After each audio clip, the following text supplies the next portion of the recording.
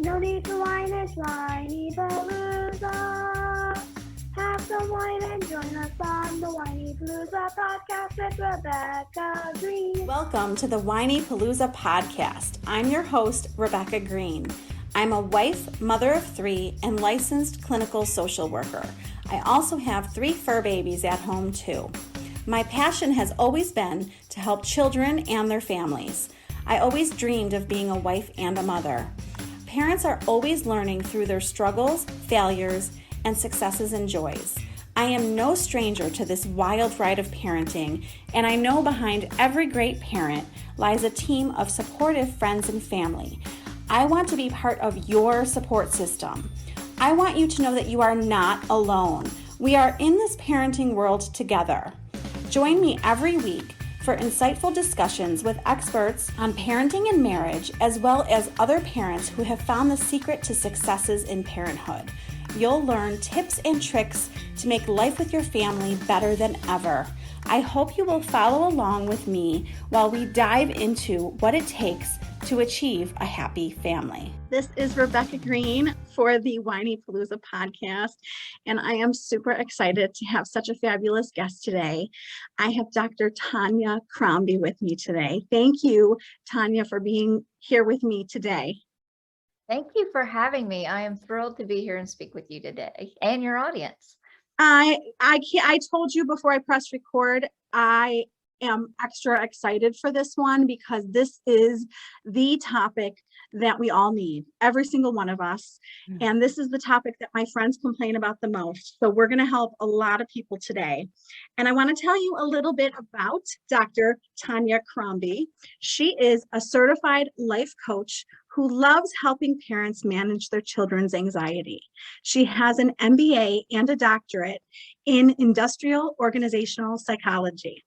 She lives just outside of New Orleans with her awesome husband, 2 amazing kids, including her beautifully perfect anxious child. I love how you describe I think it's your daughter, right? Yeah, my daughter, yes. And 2 extremely barky dogs. We love our dogs, don't we? Yes, and I always love when people read that, and because there is no telling, this is especially the time of the year when the UPS man comes, and so we may hear from them during this recording. No problem. My dog is asleep at my feet, so hopefully we won't hear from him. So I want to jump in. I want to learn about you, and I want to find out what inspired you to get into this line of work. Well, as you said, I had my doctorate in industrial psychology, and I was, for many, many years, I worked in corporate settings, and I was a management consultant and that sort of thing. And then I had 2 kids back to back. My kids are 16 months apart. So it was kind of, yeah. Only parents appreciate when you tell people, like, if you would have told me that before I had kids, I would have been like, oh, that sounds so great. And then when it happens, you're like, oh my gosh. Yep. And I joke all the time that, like, my son was like this he still is super chill kid. So I was convinced that I was a really good mother.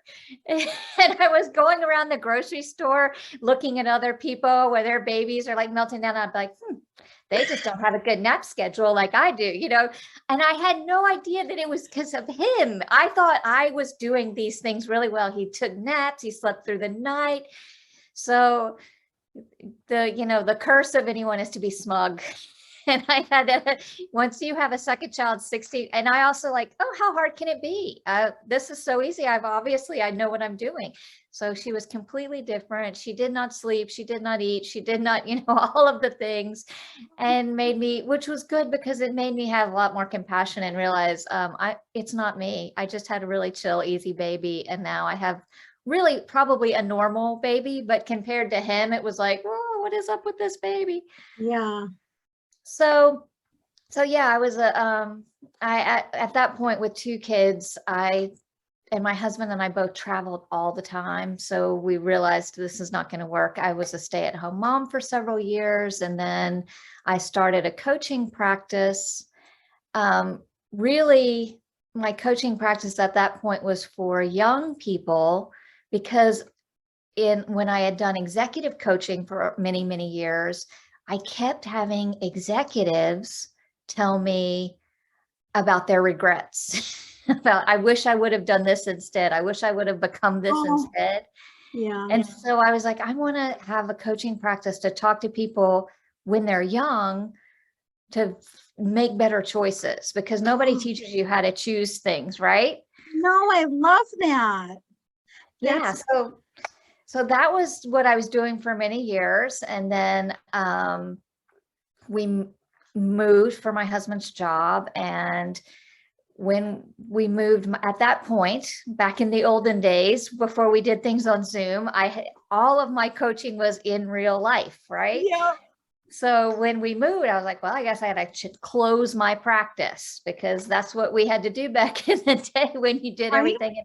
I had an office and everything. So we closed that, we moved, and the move was it was right at the beginning of middle school for my children. I had a 6th grader and a 7th grader, and my 6th grader had always been, like I said, she was a very, what I'd call a reactive baby. Like everything, if she was tired, if she was hungry, all of those things were big, big issues. And then when we got to school, she was my slow to warm up child. Every transition, every new teacher, everything was always, it took a long time for her to settle in. And she, every single year, my son was went into mother's morning out, never turned back, never turned around. And then this one was the peel off your leg child, and she still was like that every single year. Every grade was like, Mom, just stay here, just stay with me, just stay, So that was how, just her temperament. She had slow to warm. And the move from where she'd always been with the same friends to a new place, and puberty and boys and all of the things, just kind of put us on a bad trajectory.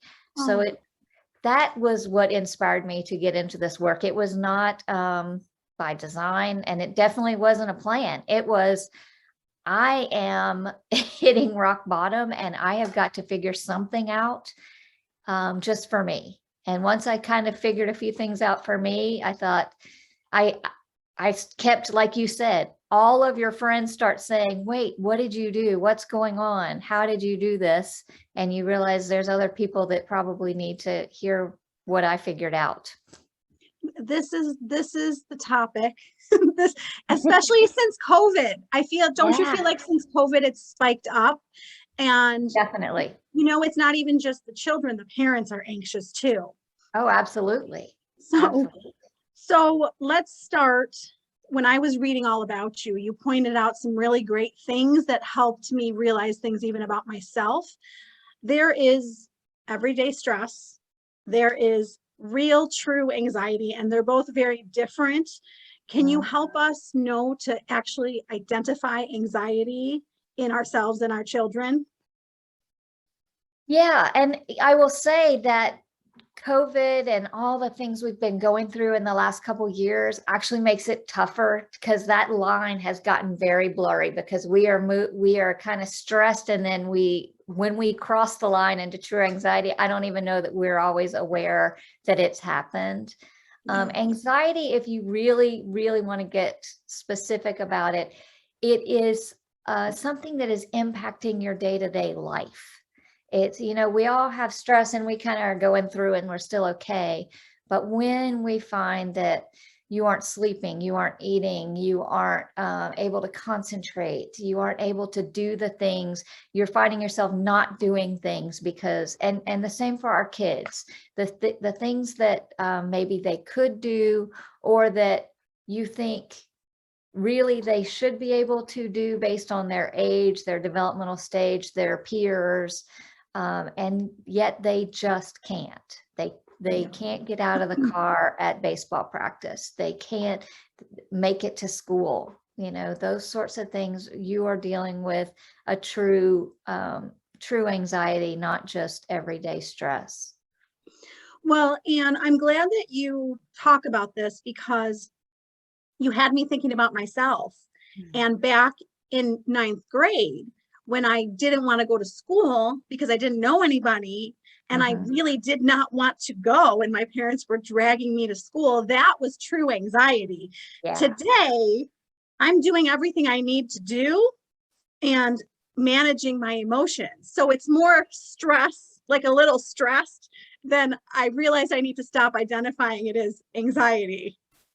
Right. Yeah. But what we do when you say like managing your emotions, what we often find though is if we haven't been managing our emotions, it will eventually ratchet up to, again, true anxiety. So it's such a like fine line. Okay, let's talk about this because parents don't realize this next question. Why is it important for parents to manage their own anxiety and their own feelings in order to help their children? Well, there are many, many reasons, but I will tell you, that was the secret that I discovered accidentally in my own life, where, like I said, my daughter, by the time she hit 8th grade, I call that 8th grade was the dumpster fire year at the Crombie house. It was just it was just a perfect storm of all things bad. And both my husband and I were pulling our hair out and we were at each other's throats because the stress level had just ratcheted up so high. And I was being a terrible mom to my other kid because all of my focus was on one.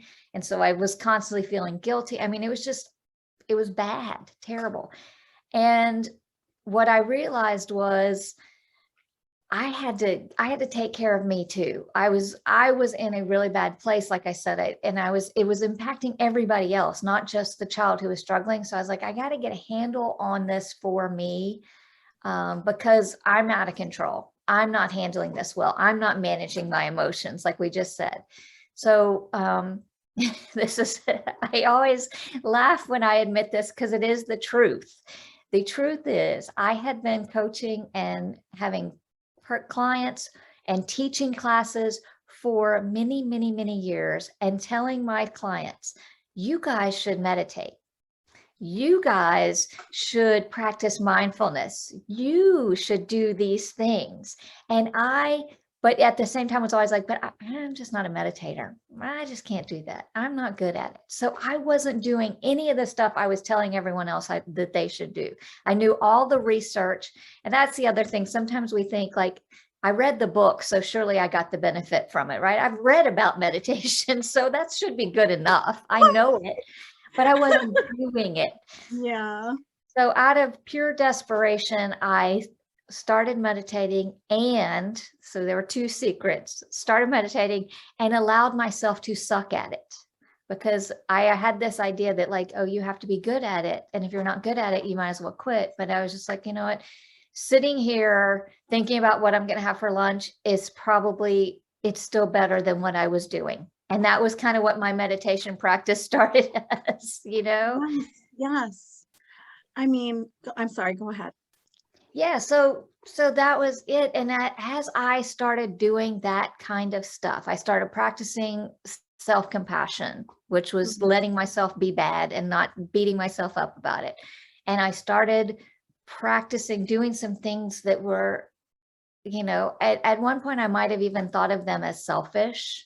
The selfish moms that take care of themselves and go to the gym. I'm not one of them. I'm the good mom who never takes care of herself. And I was terrible because I was the good mom, So I started doing that stuff and I started kind of getting little by little by little. It was not a like, oh, I meditated and suddenly I became a Zen Buddhist. It was like, I lasted for 3 minutes before I started thinking about what I'm going to have for lunch. And today I lasted 4 minutes. Wow, this is awesome.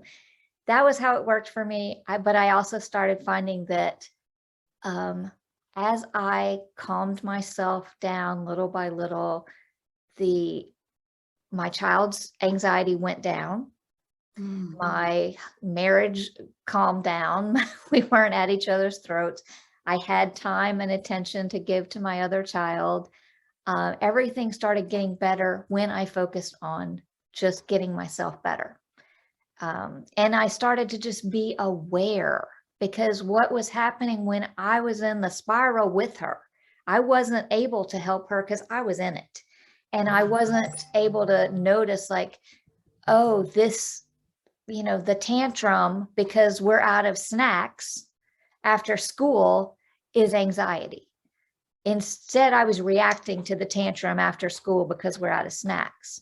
But once I started, catching myself and not reacting, I could ratchet down her behavior. I could help her through the anxiety.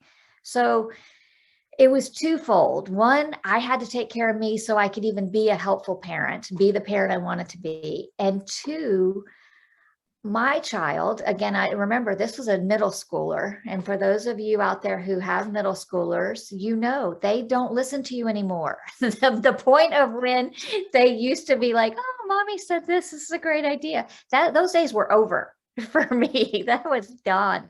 So me telling her, and I did, I was like, okay, you need to take a deep breath. You need to do this. She was like, it doesn't work. And she wouldn't listen.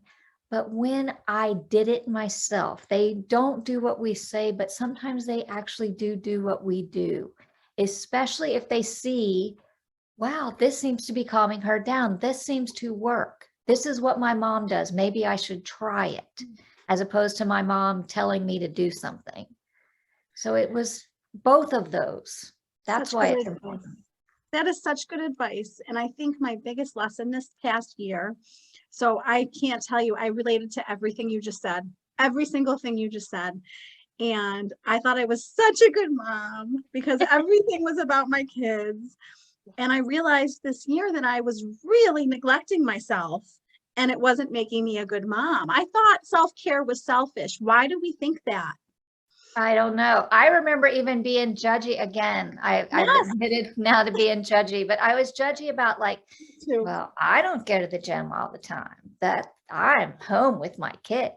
And like, why do we think that? Go to the gym. Everybody out there, do your thing, do your yoga, do your art, do it. Yes. So helping us to stay calm through the storm is the things like the self-care and the meditation. Mm-hmm. Yes. And meditation, guys, it does not have to be that. What I built up in my mind was meditation is this thing. It's like you spend an hour by yourself in a quiet room with candles and and so then it was too big. And when you make it big, you won't do it. Same like with exercise. I can't run a marathon. So what's the point? I did really have that, not marathon, but I can't run a mile. So what? I'm not even going to do it. And when I said, girl, run as far as you want to, and you can stop. That is self-compassion. It's just say, meditate as 5 minutes. And if you don't even manage to sit here and focus on your breath for 5 minutes, that's okay. When I told myself that, I was able to meditate for 30, 45, minutes. But and the same with running, when I said, if you just run to the end of the block and stop, that is okay. I was running miles. Wow. Yeah. It's so much manageable in small chunks, all of it. We all look at this like huge thing that we can't attain. We all do it. We're all guilty. Yeah, with everything. It's like healthy eating, exercise, all of it. It's like, well, I'm not going to be vegan, so I'm just going to have another cupcake, right? Instead of thinking like, today I'm going to have a salad. Yes. That's one little thing. Just make start one change. Yes. Yes. So you say that there are steps that we can take to help tame our anxious feelings anywhere. Yes. This is going to be so helpful. Can you tell us these steps that we can take? Okay, so there are bunches of them. And I didn't mention this. I teach college. I teach a couple of college classes, and I teach these to my college students. And I think my college classes have nothing to do with any of this, but I do believe often when I'm like, okay, tell me what you got out of my class, they'll say things like, oh, that thing you taught us about rubbing our fingers. They don't remember any of the content, but it's great. It's a life skill, right? We all need to learn them. Yes. So remember the things that you have with you all the time. We always have our breath And we always have our senses, our sense, our, smell, touch, feeling. So those are the anchors that you can use anywhere at any time. So the breath is a great one. It is a great one to do yourself. It is a great one to teach your kids. It's a great one to model for your kids and explain. So this is why I got into that little battle with my child. I mentioned that's a true story. I'm not making that up, where I would say, you need to breathe, and she'd yell at me and say, it doesn't work. So with your kids, you do have to, I find it's helpful to explain to them that why it works, because then they buy in a little bit more. So with our breath, this is what I tell little kids and big kids. Our brain has this amazing system to keep us safe, right? And when our brain thinks we aren't safe, it sends signals to our entire body to change the way your body is working. And it's really awesome. And it has kept us alive. When we were about to be eaten by a hungry lion, the brain could send a signal, and it changed the way your pupils were dilated. It changed the way your stomach is digesting food. It changes the way your heart is pumping blood. It does all this stuff within seconds. You start your perspiration, you will sweat, you will do all kinds of different things because your body thinks it's in danger and it's trying to keep you safe. The tricky part is sometimes our brain gets it wrong. Sometimes our brain says, what, we have a pop quiz today? We're in real danger. You better, and we start having that feeling. Yes. So it's very cool. It's amazing. Our body has kept us safe. And if the house catches on fire right now, it's awesome, because I'm not going to be using the part of my brain that helps me think, wow, the house is on fire. What should I do now? Maybe I should grab my purse. Maybe I should go out the back door, right? It doesn't do all that. It shuts all of that down. So we will immediately say, there's a fire. I've got 3 options. I should run away, I should hide, or I should try and fight this fire. Those are my 3 options, no other options. And that's great. But when we get it wrong, we have to have a way to say, hey, I'm actually not in danger. The house is not on fire right now. And so we have this amazing feedback mechanism that goes from our lungs back to our brain. Because the other thing about the human body is, one of the quickest ways that we could die is if we don't have oxygen. If we are deprived of oxygen, the human body will not exist. It's like, minutes. So when we take long, slow, deep breaths, and that's super important. It's got to be long, slow, and deep, because when we're in danger, we take fast, shallow breaths. So the long, slow, deep breaths sends a message back from our lungs right back to our brain and says, hey, it's okay. We're getting lots of oxygen. We're not going to die right now. You're okay. So explain that to your kids. And they may roll their eyes. They may say, oh, that's so stupid. But when they're sitting there and the pop quiz happens, they will remember that and say, oh, I'm freaking out. Maybe I should take a long, slow, deep breath. Or that cute boy just talked to me. Maybe I need to take a long, slow, deep breath, or whatever it is that's freaking them out. And there's a lot in the world that freaks us out, whether we're 13 or 53, right? It's true. It's true. So explain it to them, teach them a couple little breathing things, and do them yourself, because truly people don't know when you are doing this. If you just are sitting there, I like square breathing or box breathing, which is just a inhale, 2, 3, 4, hold your breath, 2, 3, 4. Exhale, 2, 3, 4, hold, 2, 3, 4. And with small children, I make the box with my finger, or even your bigger kids. And I tell them, like, if you're in class and you're sitting there, make the box with your finger on your desk. Nobody sees. I'm doing it on my table right below the camera. You don't know that I'm doing that, but I can do the box. I can also just think about having your exhale be longer than your inhale. So count your inhale and then make that exhale longer. So maybe inhale for 5, exhale for 7, or inhale for 4, exhale for 6, something like that. Super easy. Nobody knows you're doing it, but it can calm you down in carpool line. It can calm you down when your boss is saying, where's that report? Or your students are asking when those tests are going to be graded, or whatever it is, you have that.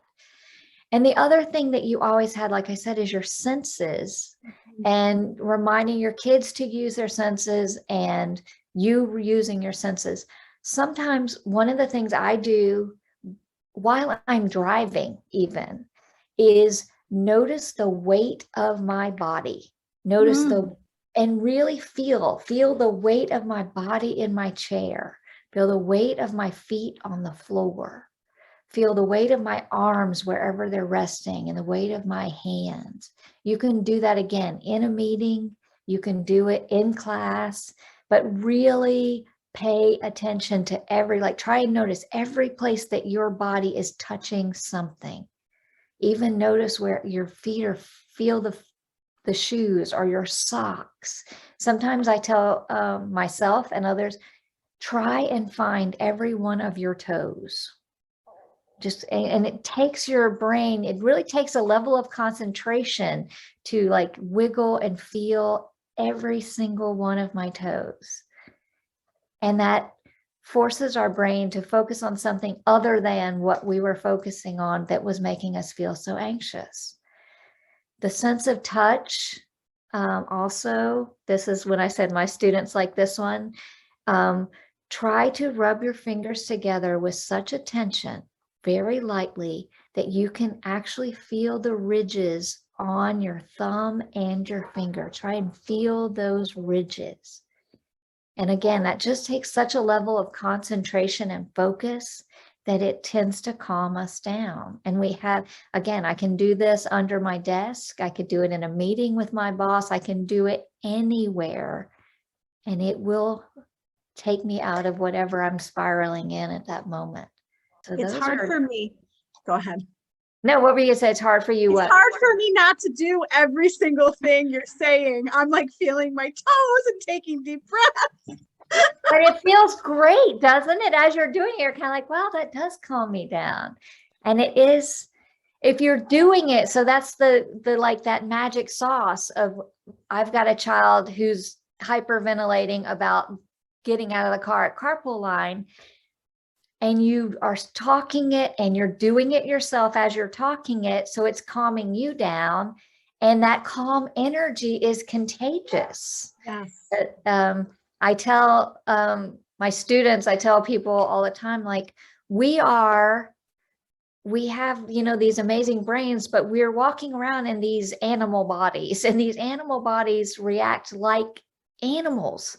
So just like I said, like for people who know horses, if one horse gets spooked, all the horses get spooked. Ah, yes. That's how we are. If one of us gets spooked, if you've ever been in like a kindergarten or preschool class, one child starts going off, you're like, oh no, the whole barn is gonna go. Oh my God. It's true. It's true. My daughter goes from 0 to 100 like this. And I was going with her. Yes. And I was wondering it's why. Contagious. Yeah. I was like, why is this getting, my husband would be like, oh, the two of you. And I was like, I have to focus on myself and calming myself. And if I stay calm during her storm ends so much quicker than when I go with her in the storm. Yes. And there are a million ways that it happens. And what I will tell people is, so I teach this and I manage to do it, let's say 10% of the time at this point. That's after years of practice. In the beginning, it was, and I could say, oh my gosh, that's so terrible. You've got a 90% failure rate, Tanya. But truly, every time you don't do it is a huge win. Huge. So not getting sucked in 10% of the time is like, wow, awesome. Great for me.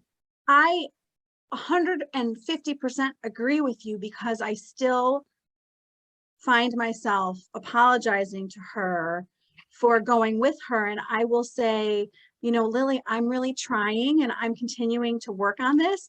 And now she said to me just yesterday, I was like, you need to calm down. We have a million things going on. Like, I can't get crazy right now. You have to help me. And she was like, I'm really trying. Yes. She's repeating what I'm saying to her. But that's good, because they're learning. And I mean, there's so many things they learn from us not doing it right too, because it does take pressure off of them, because they're struggling, they are trying. And it's some level, I do think it's good for them to say, my mom's been doing this for a lot longer than I have, and she still can't do it perfectly. So it's okay. I'm not going to beat myself up about it, because you don't want to feel bad that you're anxious. Anxiety feels terrible. And then feeling bad because you're anxious, it's just like a double whammy, Oh my gosh, it's so true. And I have to ask you this, because I am so fascinated about this. You said, what is the counterintuitive tip that you give everyone to help with anxious kids? And I was like, I can't wait to ask this question. Well, it's what we've been talking about, believe it or not. It is the thing that we immediately want to do. And this is what I did. And what I did wrong was, my child is struggling. This struggle is no different than any other struggle they've had since they were a baby. When they were sick, I took them to the doctor. I gave them the medicine. I sat with them and made the soup and the crackers. And it was all about them. And I never did anything for me. Right.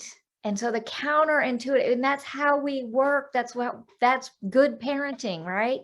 And so we treat this just like every other illness or struggle that they've ever had. They don't know their spelling words. So I'm going to sit down and we're going to fix it. But anxiety doesn't work that way. And so to tell people, it's so counterintuitive, but work on yourself. Do the stuff yourself. Practice everything. Make a list. This is, some people I've said, because they struggle with all of my, like, my son calls it my life coachy voodoo. He doesn't want the life coachy voodoo. I'm like, okay, here's the simple answer then. Make a list of everything you want your child to do. Make that wish list. I wish she would meditate. I wish she would eat better. I wish she would go outside and get fresh air. I wish she would exercise sometimes, and then do everything on that list yourself. That's excellent. It's the counterintuitive thing, but it is truly what works. It totally works. I see it in my own home. You nailed it. I love that advice. You talk about 3 different ways to think about anxiety. Can you tell us what those 3 ways are? Well, one of them, I'm sitting here like, oh, what are those 3 ways? So I think of anxiety as one, like I explained earlier when I was saying, like, it's this amazing thing in our brain that was designed to keep us safe. So it actually, while it is terrible, and I never take that away from people. I never want to say, oh, you're exaggerating. It's great. No, it's terrible. When you are feeling it, it's the worst. Yes. But it is also helpful. And we always need to remember, and it's normal. That's probably the first one. The first step is just remind yourself, oh my gosh, this is how people are designed to work. This is how a brain is designed. So, there's the statistic that as many as 30% of kids before the age of 18, it's somewhere between 15 and 30% who will actually have a diagnosed anxiety disorder, which is, shocking. Yeah. And at the same time, what I tell people, especially kids, when I talk to kids, I'm like, and 100% of people are going to experience anxiety at some point. Yes. 100% of us, because it's the way we are designed. So it's normal, it's helpful. And then the third way that I like to look at anxiety, after having done this work, this was something I've come to later as I've worked and had the young people as clients, had the adults as clients.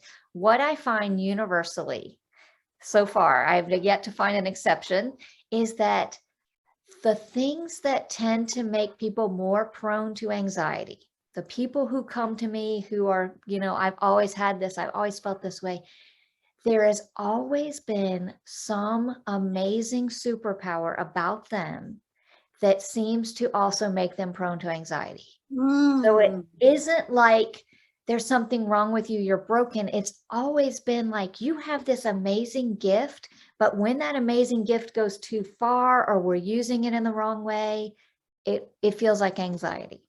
And I can give you so many examples from real life. I had one client, still have one of my favorite clients of all time, police officer.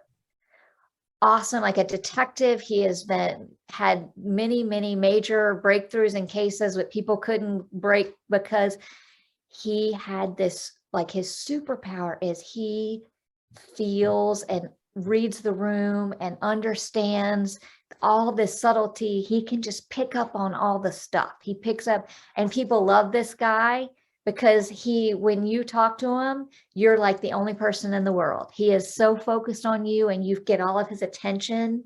And so it's an amazing superpower.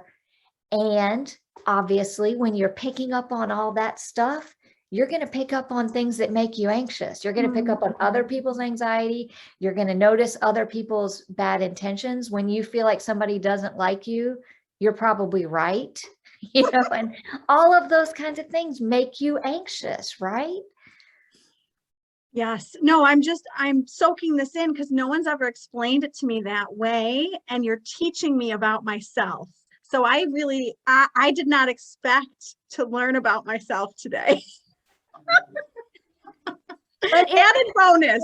True. Yes. And then now you're sitting here thinking, what is my superpower? What is this amazing thing that I've always, this gift that also makes me more prone to anxiety? I would say so with my child.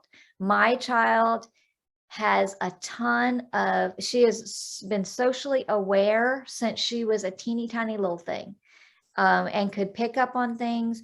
And so as an adolescent, when adolescence is that time of the whole world revolves around me, everything is about me, surely this means something about me, right? That's what we all are like when we're in that, preteen, teenage years. So if she would walk to the lunch table and her best friend wasn't talking and seemed angry, it was about her. My best friend is mad at me. I've done something wrong. What have I done wrong? This means the end of the world, because if your best friend is mad at you, well, what the world is going to end. And it would be this spiral of anxiety because she was picking up on someone else's feelings and then making it about herself. And we all do that. We still do that as grownups, but we get a little bit better at thinking maybe this isn't about me as we get older. So her superpower of noticing other people's feelings, I think, is going to be great in life. And she'll say things. She picks up, one time she said to me, why are you mad at one of our family members? And we had just had a meal with them. And I was like, I'm being pleasant. I'm being fine. Everything is good. And we got in the car and she said, why are you mad at them? And I was like, oh my God, how did you know I was mad? I thought I was covering it up. Oh my gosh. I mean, I will tell you, it has made me, it's really good for social work to be a social worker. I mean, Yes. Those are great powers to have as a social worker. And I think that the greatest advice that I have ever learned, and like you said, I still work on this, is not to take things personally, because usually someone's emotions have nothing to do with me. Right. Yeah. Right. But Right. that takes over 45 years to learn, because I'm still learning it. Yeah, it is but when you start noticing the story you're telling yourself, your whole life can change.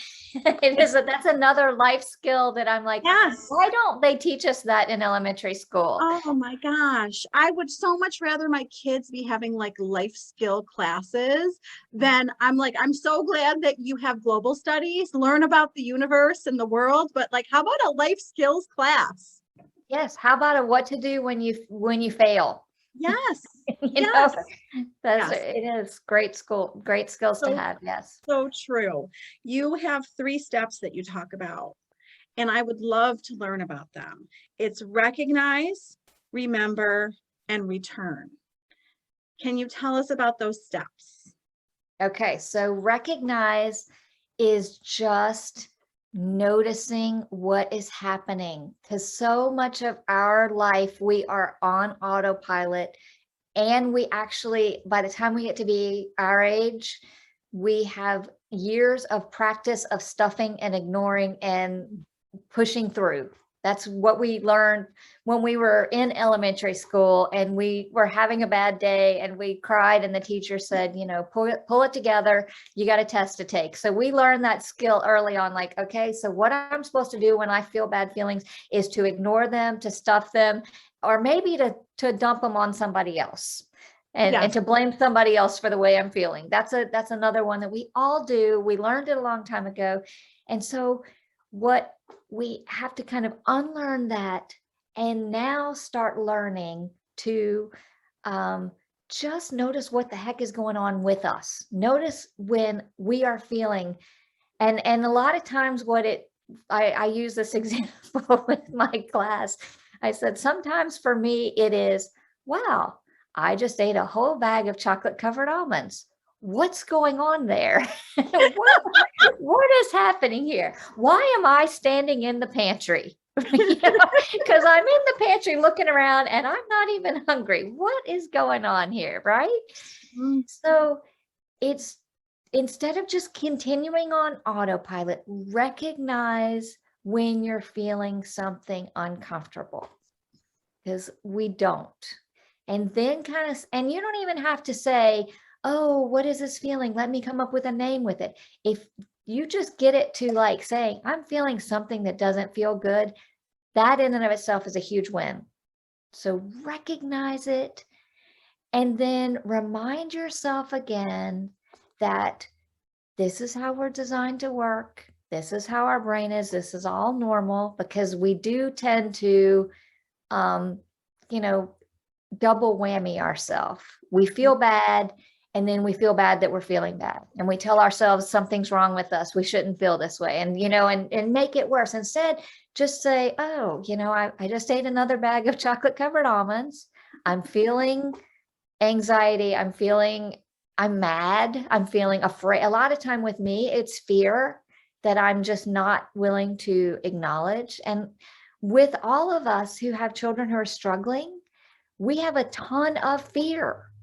And it's based on actual experience that, what if it's not okay? What if she's melting down at school? What if she isn't able to get through this tryout? What if she isn't able to take the test? What if she has a panic attack during chemistry class? All of those things are, and a lot of times it's in the background. I'm not attending to it, but I'm feeling it in my body.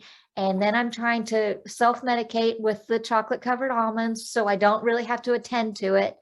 And instead, I'm going to recognize I am terrified that something's going to go wrong. This is normal. This is the way my body is designed to work. It's a normal parenting feeling, obviously, because there's nothing more personal and more painful and we're more passionate about than kids, our own kids. And then just return back to that stuff, the stuff we talked about.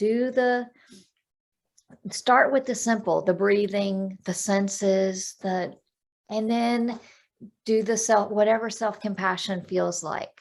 What would feel really kind to myself right in this moment?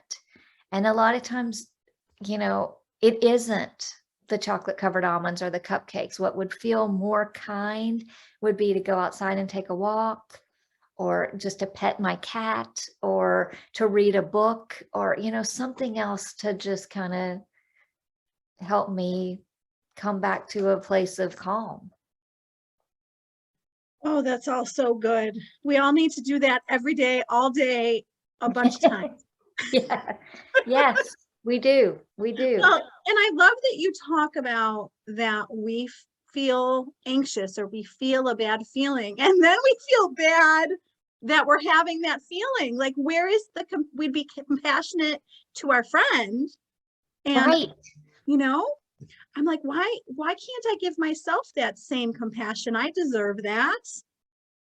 Absolutely. And again, the other amazing thing that we can do, it is such a gift to model that and actually be super transparent and say the words out loud in front of our kids, to say things like, you know what, I just screwed up. I had the worst meeting today, and I really want to, I'm kind of feeling like I should be mad at myself and I've screwed up, but instead I'm really talking myself through this, and I'm reminding myself that I did the best I could, and that, I'm going to learn some lessons. There are some things I could do better next time, but I did the best I could with this, and I'm not going to beat myself up about it anymore.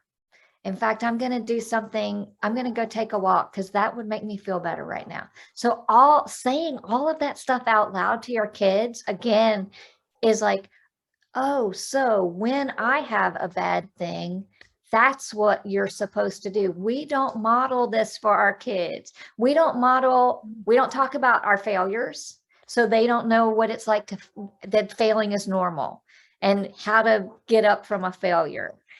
They need to, and in fact, some of our parenting, myself included, sometimes there's so much fear in our parenting that we're trying to protect our kids and protect them from failure and protect them from things.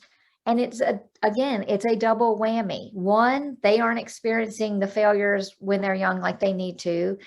And two, they are getting a message from us that's, I don't believe in you. I don't think you can handle this. I don't think, I'm so worried about you that I'm going to take over.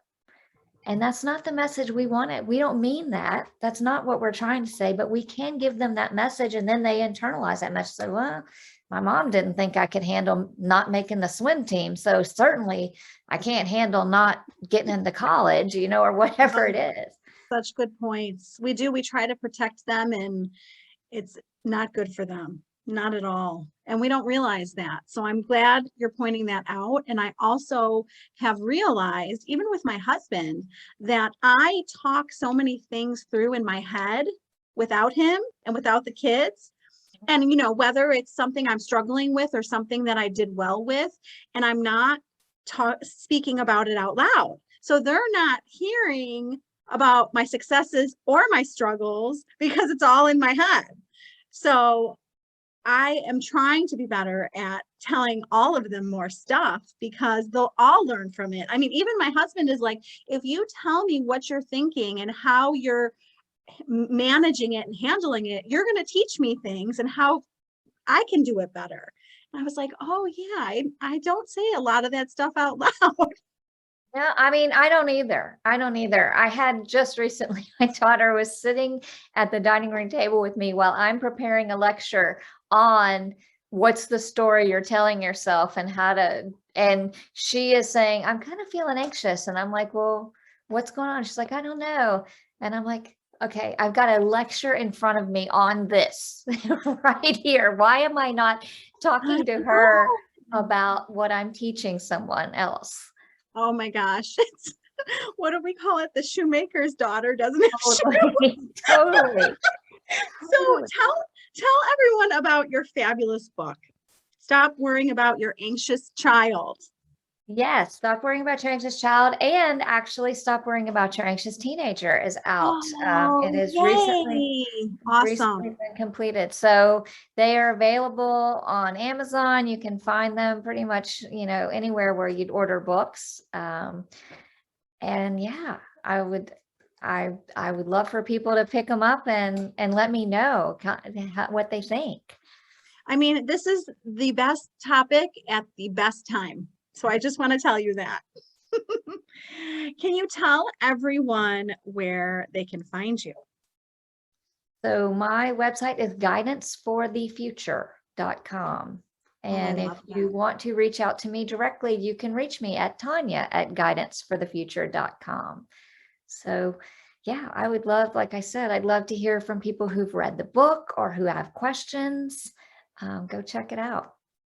So anything else that you want to share that I didn't think to ask you?